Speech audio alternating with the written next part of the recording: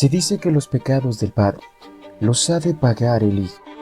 Es algo que Stanley Carter sabía, quien consumido por su alter ego, se dispuso a erradicar los pecados del mundo. Aunque dicen por ahí, quien esté libre de pecado, que arroje la primera piedra. Por lo cual, ha llegado el momento de la expiación, porque esta es la historia del devorador de pecados.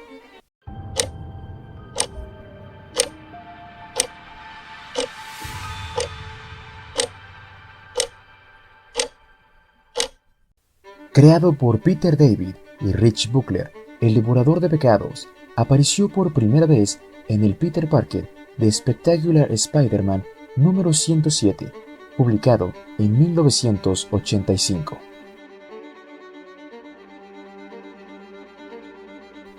La historia de Stanley empieza en Maryland, donde nació. Esto después de que su padre muriera por una sobredosis y su madre fue enviada a rehabilitación, por lo que Stanley terminó siendo criado por sus abuelos. Su abuelo era un pastor quien constantemente era cruel con el pequeño Stanley. Para su fortuna, el abuelo moriría debido a la mordedura de una cascabel.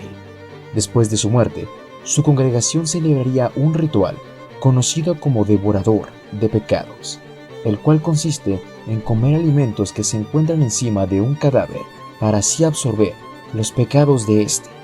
Durante este ritual, el joven Stanley aparentemente vería a un ser, presuntamente la esencia misma del devorador de pecados, un ermitaño enmascarado. Este hecho hizo que Stanley sintiera una afinidad con el ente, ya que él creía que llevaba la carga de los pecados de su padre, sintiéndose incluso marcado por este ser. Más tarde, la madre de Stanley regresaría para recuperar a su hijo y educarlo en la ciudad de Nueva York. Al crecer, Stanley se convertiría en un miembro de SHIELD. Estando ahí, se ofreció como voluntario para un fármaco experimental destinado a aumentar la fuerza y la resistencia, muy parecido al suero del supersoldado. Pero el proyecto fue interrumpido por considerarse demasiado peligroso. Carter no tomó bien la cancelación del proyecto, ya que lo consideró un abuso de autoridad. Tras esto, supuestamente se le retirarían las drogas en su sistema. Luego de esto, Carter dejaría SHIELD y se unió a la policía de Nueva York, donde se convirtió en detective.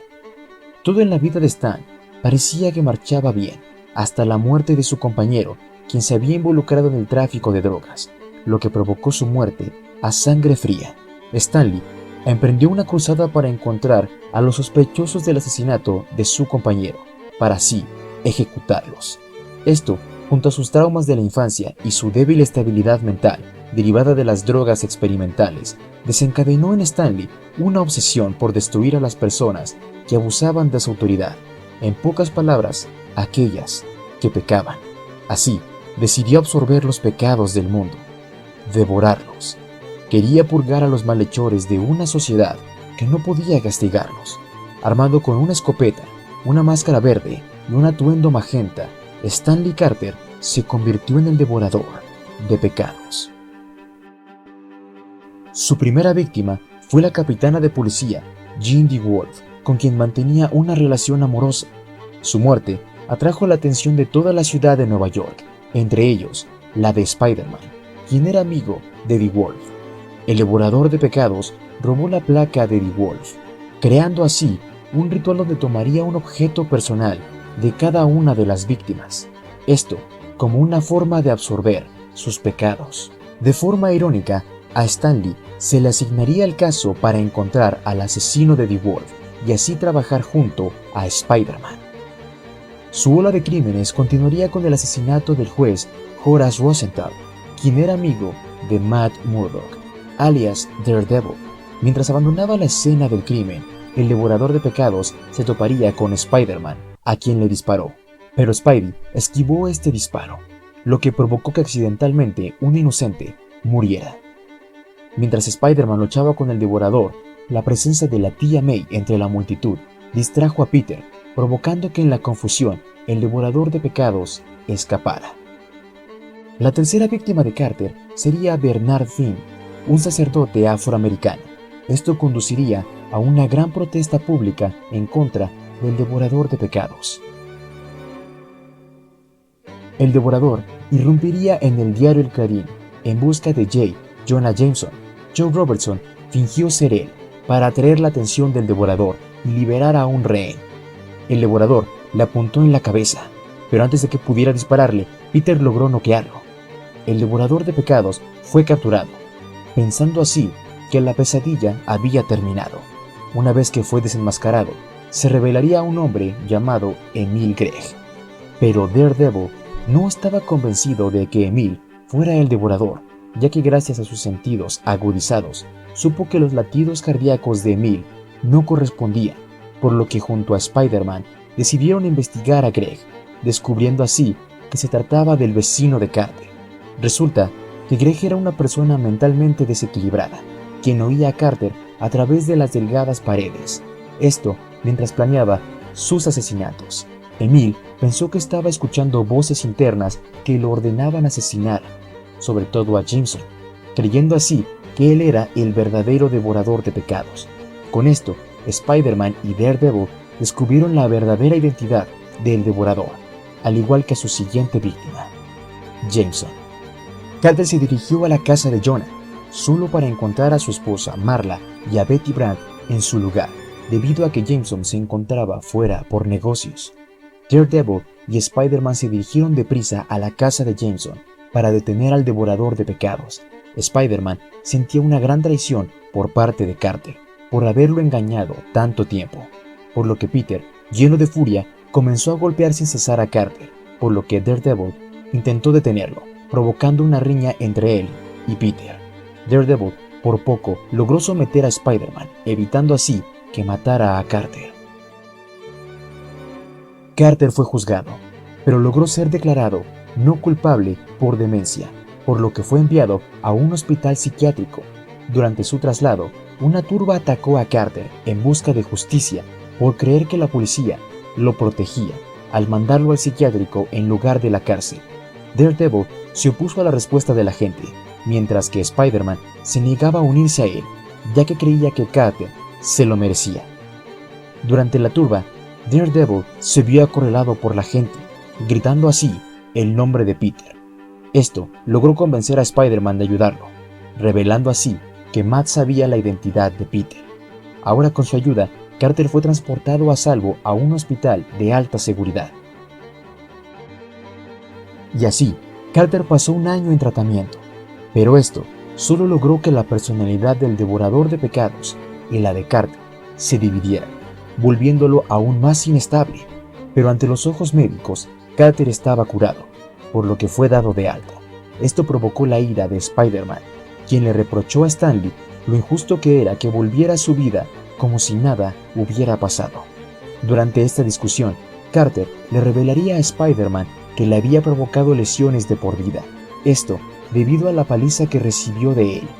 Esto provocó en Peter un sentimiento de culpa a la vez que una enorme inseguridad, por lo que cuando Electro atacó Nueva York, Peter falló al detenerlo por miedo a hacerle lo mismo que le había hecho a Carter.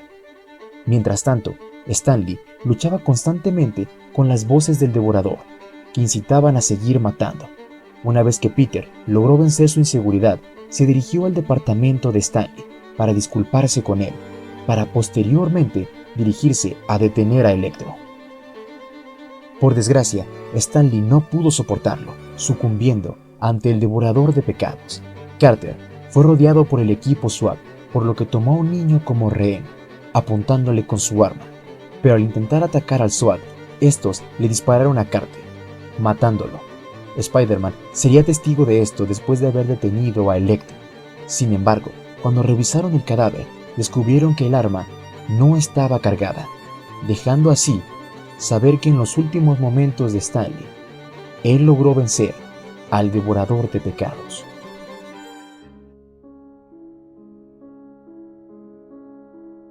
Las drogas experimentales que Stan Lee recibió en S.H.I.E.L.D., a pesar de que presuntamente fueron retiradas de su sistema, no desaparecieron por completo, lo que dotó a Stan Lee de una fuerza y agilidad sobrehumana, aunque esta es menor a la del Capitán América. Esto fue lo que le permitió enfrentarse a Spider-Man y resistir sus golpes. Pero las drogas también lo desestabilizaron mentalmente, volviéndolo increíblemente violento. Stanley posee un entrenamiento militar que aprendió en su estadía en SHIELD, por lo que era un gran combatiente mano a mano, al igual que un gran tirador. Con su característica escopeta de doble cañón, la locura y violencia de Stanley lo volvieron una gran amenaza, ya que, gradualmente, Carter comenzó a ser más extremista con los pecados que castigaba, llegando al punto de que cualquier desliz moral provocaba la ira del devorador de pecados.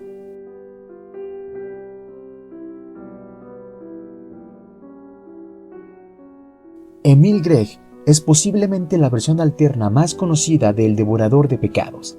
Este era el vecino de Carter, y tomó el manto al convencerse de que él era el verdadero devorador, al escuchar a Carter planear sus asesinatos, creyendo que estas eran voces que lo obligaban a matar.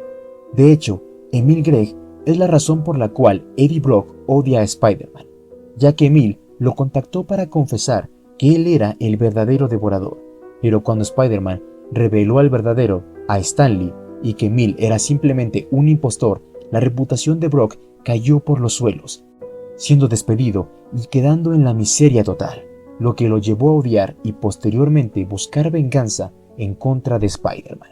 Emil vuelve a aparecer en la historia de Carnage Axis, donde después de morir a causa de las drogas, no se sabe cómo, pero su espíritu volvería en forma de un devorador de pecados sobrenatural. Este sería derrotado por Carnage cuando dejó que el devorador se sobrecargara de sus pecados, acabando así con él. El cuerpo de Emil volvería en la historia de Venom de Donny Cates en el número 16. Su cuerpo sería reanimado por Carnage con el poder de Null, lo que provocaría al final que Eddie terminara masacrando su cuerpo. Un asesino imitador del devorador de pecados aparece en la miniserie de Venom Sinners Takes All, un veterano de la Guerra del Golfo quien estaba en un refugio para personas sin hogar junto a Emil Gregg. Las divagaciones nocturnas de Gregg llevaron a Michael a emular los delirios del devorador. Esto lo llevó a matar a varias personas, hiriendo incluso a Ann Wiggin, la ex esposa de Eddie Brock. Él terminaría irrumpiendo en el hospital donde se encontraba Ann para así acabar con ella, donde se enfrentó a Venom, quien estaba protegiendo a Ann. Y a pesar de su falta de superpoderes, Michael demostró ser un digno adversario para Eddie. Finalmente, se detendría cuando otro psicópata armado con una escopeta le pegara un tiro en la espalda. Tomó la decisión de detonar una bomba que se encontraba atada en su pecho.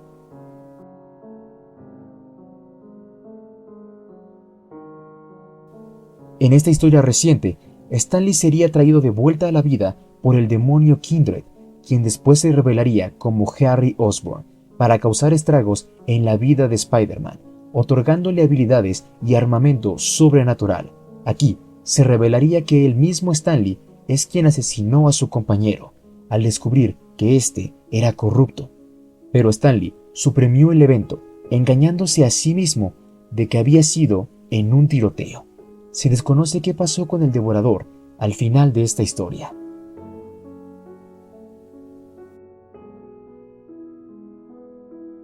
Stanley Carter aparece en la serie El espectacular Hombre Araña, con la voz de Thomas F. Wilson, Biff en la trilogía de Volver al Futuro.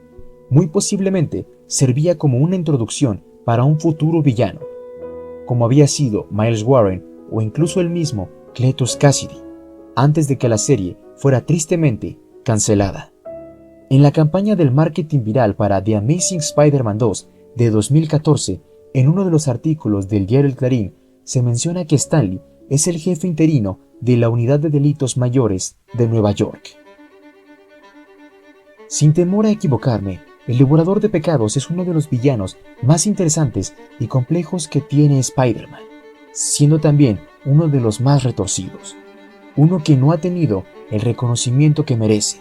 El arco de la muerte de Jean DeWolf es uno de los mejores que tiene el Trepamuros, un arco que debería ser adaptado al UCM, sobre todo ahora con la inclusión de Daredevil, donde ambos deberían enfrentar sus mayores pecados. Y hasta aquí el video de hoy. No olvides suscribirte y activar la campanita de notificaciones para que puedas disfrutar de los videos lo antes posible. Síguenos en TikTok y en Instagram. Yo soy tu amigo, Mr. Miracle, y esto fue el Protocolo Manhattan. Hasta nuestro próximo encuentro.